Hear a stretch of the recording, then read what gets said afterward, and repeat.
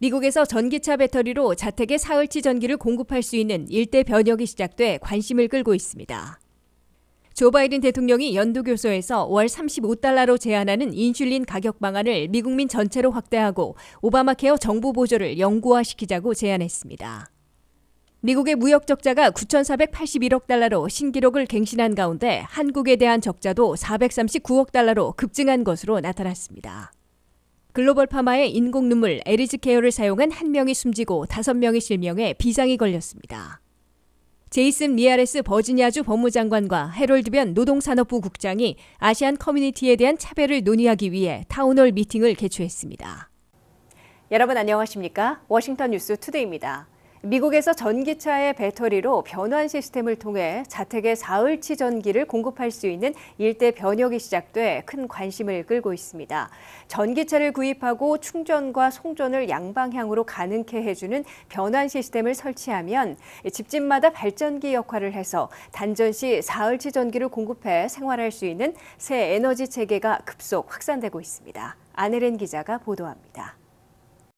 미국 에너지 공급 체계에 일대 변혁이 시작되고 있다고 워싱턴 포스트가 7일 보도했습니다.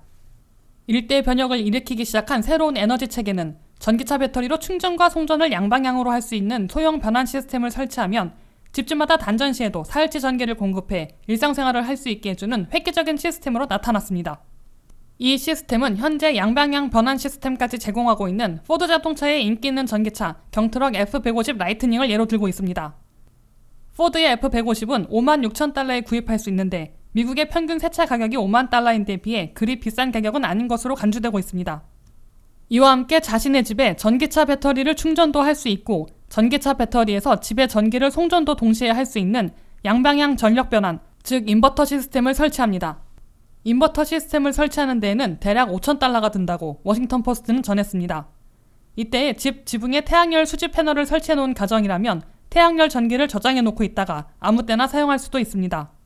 전기차 배터리를 이 변환 시스템에 연결해 놓으면 해당 집의 전기 공급이 끊기는 단전이 되더라도 최소한 사흘치의 전기를 공급해 일상생활을 유지하며 가전제품까지 계속 가동할 수 있는 것으로 확인됐다고 워싱턴 포스트는 전했습니다. F150 전기차 라이트닝에 탑재된 배터리는 시간당 98kW를 사용하는 것인데 그 용량으로는 통상적인 가정에 사흘치의 전기를 공급할 수 있는 것으로 나타났습니다. 그보다 적은 규모인 15V 볼트 전기차의 배터리를 이용할 경우에도 최소 하루 반나절, 길게는 사흘치의 전기를 공급해 한 달 에너지 비용을 220달러에서 8달러로 대폭 줄인 것으로 워싱턴 포스트는 전했습니다. 현재 일부 미국 가정에서 사용하고 있는 가정용 배터리는 15,000달러나 되는 고액인데 비해 전기차와 시스템을 합한 초기 비용이 25,000달러이므로 전기차 배터리가 대안으로 떠올라 널리 확산될 것으로 보인다고 워싱턴 포스트는 밝혔습니다. 캘리포니아는 2035년대에는 전기차만 판매할 수 있도록 허용해 주내에 1,400만 대나 보유하게 되고 2030년에는 미국에서 판매되는 새 차의 40 내지 50%를 전기차로 채운다는 게 바이든 행정부의 목표이기 때문에 이에 맞춰 전기차 배터리를 활용하는 새 재생에너지 시스템이 급속 확산될 것으로 보이고 있습니다. WKTV 뉴스 안혜련입니다. 조 바이든 대통령이 오늘 밤 연두교소에서 당뇨 환자들을 위한 인슐린 가격을 월 35달러로 제한하는 방안을 미국민 전체로 확대하고 오바마 케어 정부 보조를 영구화시키자고 제안했습니다. 바이든 대통령은 국가부채 한도를 올리기 위한 협상에서 예산 삭감과 동시에 대기업과 부유층에 대한 세금 인상도 논의해야 한다며 자사주를 다시 사들이는 스탁 바이백 환매의 1%의 세금을 4배로 올리자고 촉구했습니다. 보도에 한면택 기자입니다. 취임 후 두 번째로 상하원 합동회에서 발표한 연두교소에서 조 바이든 대통령은 2년간의 경제 성적과 입법 성과를 상기시키면서 앞으로 3대 법률의 실행을 통해 미국 경제와 미국민 가계의 성장을 촉진하겠다고 강조했습니다. 조 바이든 대통령은 동부시각 파마 없이부터 상하원 합동회에서 행한 연두교소에서 반세기 만에 최저치인 3.4%의 실업률과 51만 7천 개 일자리 증가 등 예상을 뛰어넘은 1월 고용 성적을 상기시키면서 물가도 진정시키고 있음을 부각시키고 미국의 국정 상황은 강하다고 선언했습니다. 바이든 대통령은 1조 달러 이상을 투자해 미 전역의 사회 기반 시설 개선과 확충하고 있는 인프라 투자법, 기후변화와 에너지 전환, 헬스케어 비용과 처방약 값을 낮추고 있는 인플레이션 감축법, 미국산 반도체 생산을 독려할 칩스법 등 3대 법률을 실행해 경제성장과 경쟁력 강화를 성취하겠다고 약속했습니다. 바이든 대통령은 당면한 국가부채 한도 올리기를 우선 합의 처리한 다음 어떻게 국가부채와 연방적자를 통제해 나갈 것인지 초당적인 방안을 모색하자며 연방 예산을 대폭 삭감하는 것만으로는 안 되는 만큼 대기업과 부유층의 세금을 올려 빈곤층에 대한 지원을 확대하자고 촉구했습니다. 이를 위해 대기업들이 경영권 강화를 위해 자사주를 되사들이는 스톡 바이백, 주식 환매에 부과하는 세금 1%를 4배 늘리자고 바이든 대통령은 제안했습니다. 바이든 대통령은 대신에 인슐린 가격을 한 달 35달러로 제한하기 시작했으나 메디케어 이용자에게만 적용되고 있는데 이를 미국민 전체로 확대해야 한다고 강조했습니다. 또한 ACA 오바마케어 가입자들이 1인당 1년에 800달러를 절약하고 있는 건강보험료 정부 보조를 영구화해야 한다고 촉구했습니다. 바이든 대통령은 심각한 사회 문제로 부상해 초당적 이슈로 떠오른 펜타닐과 같은 마약성 진통제 오남용 문제를 획기적으로 줄이고 암 연구와 치료는 확대하며 정신건강 서비스도 확충하자고 밝혔습니다. 바이든 대통령은 중국의 스파이 풍선 기구가 일주일 동안 미 본토 상공을 휘젓고 다니다가 격추된 사태와 러시아의 우크라이나 공격이 1년째 지속되고 있는 전쟁 상황을 거론하며 미국은 유럽과 아시아 지역의 동맹들과의 연대를 더욱 강화해 단호하게 대응해 나갈 것이라고 거듭다짐했습니다.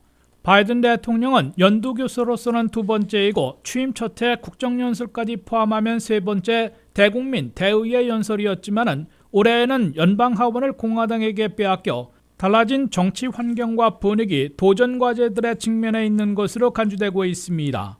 바이든 대통령이 제안한 갖가지 방안들은 공화당 하원에 막혀 입법에 성공할 가능성이 희박해 자신의 2024년 재선 도전을 포함한 정치 캠페인에만 활용하려는 것으로 보입니다.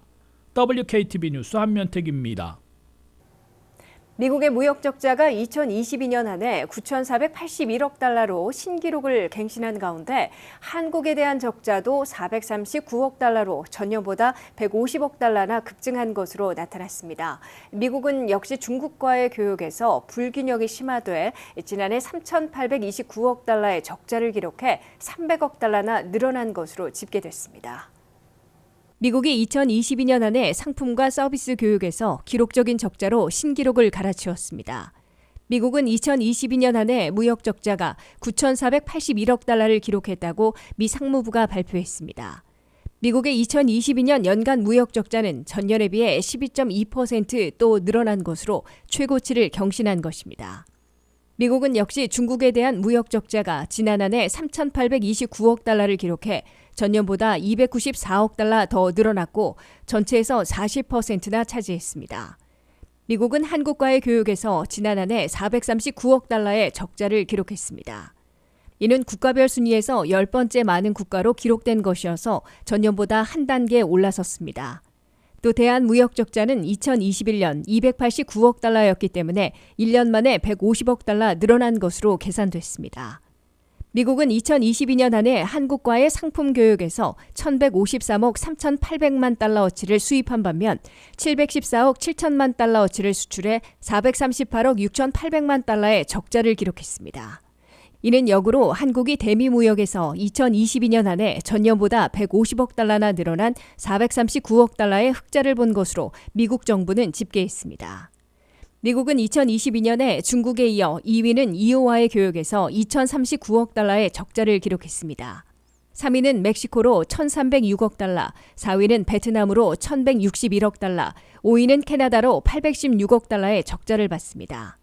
6위 독일이 737억 달러, 7위 일본이 680억 달러, 8위 영국이 661억 달러, 9위 대만이 481억 달러로 한국에 앞섰습니다.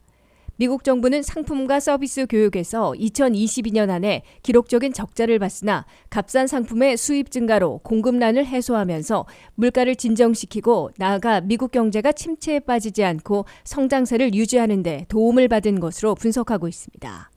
다만 중국에 대한 무역 적자가 갈수록 악화되고 있는 데에는 매번 적색 경고가 울리고 있으며 미국산 반도체 생산을 독려하고 북미에서 조립 생산한 전기차에만 세제 혜택을 제공키로 하는 등 법제화를 통해 중국산에 대한 의존도를 줄이려 시도하고 있습니다. 뉴욕과 뉴저지를 포함한 12개 주에서 판매된 글로벌 파마의 인공눈물 에즈리케어를 사용한 후 녹농균에 감염돼 1명이 숨지고 5명이 실명했습니다. 눈은 피부로 보호되지 않고 접촉한 세균이 바로 전신에 퍼질 수 있어 인공 점안액 사용 시 더 주의해야 한다고 하는데요. FDA는 이 점안액을 보유한 가정은 즉시 폐기해 줄 것을 요청했습니다. 안혜린 기자의 보도입니다. 하루 종일 스크린을 쳐다보는 현대인들에게 필수로 등장한 것이 인공눈물, 점안액입니다. 스크린을 쳐다보며 눈 깜빡임이 적어지거나 눈물샘이 기름으로 막혀 건조해진 경우 안구건조증을 호소하며 심하면 자갈감까지 느낄 수 있습니다. 의사를 만나기 힘든 미국에서는 많은 사람들이 처방전 없이 카운터탑에서 손쉽게 인공눈물약을 구입해서 임의로 쓰고 있는데 미국에서 인도 제약업체의 인공눈물을 사용했던 사람들이 실명하고 심지어는 숨져 지속적인 파장을 일으키고 있습니다. 뉴욕과 뉴저지를 포함한 12개 주에서 제약사 글로벌 파마의 인공눈물 에즈리케어를 사용한 55명이 녹농균에 감염돼 이 중 1명이 숨지고 5명이 실명에 이르렀습니다. 녹농균에 감염되면 폐혈증 같은 전신 감염까지 일으키는데 항생제에도 강한 내성을 가지고 있습니다. FDA는 해당 제품의 사용 금지 조치를 내리고 제약사들도 자발적 회수를 하고 있지만 온라인 판매나 이미 각 가정에서 이 제품을 사용한 구매자들, 아직 집에 이 제품을 보관하고 있을 예비 피해자들의 구제 방안에 촉각을 곤두세우고 있습니다. 만약 이 제품의 인공 점안액을 사용한다면 당장 폐기해야 합니다. 이 제품은 일회용이 아님에도 불구하고 세균 번식을 막는 보존제가 들어있지 않아 보존제를 피하려던 그린 컨슈머에게 더 큰 피해를 입히는 비극을 일으켰습니다. 전문가는 인공 점안액은 개봉하는 즉시 보존제가 있어도 세균 번식이 시작되었다고 생각하면 된다면서 보존제가 없는 일회용 점안액의 경우 점안하고도 절반 이상 남는 게 아까워 보관하거나 24시간까지는 써도 괜찮다는 속설을 믿지 말고 반드시 쓴 즉시 폐기해야 한다고 권고하고 있습니다. 이번 사고가 났던 점안액처럼 보존제가 들어있지 않은 점안액은 빠르면 20분 안에도 세균이 번식할 수 있기 때문입니다. 보존제가 있는 점안액의 경우도 개봉 후 한 달 전후로 폐기해야 합니다.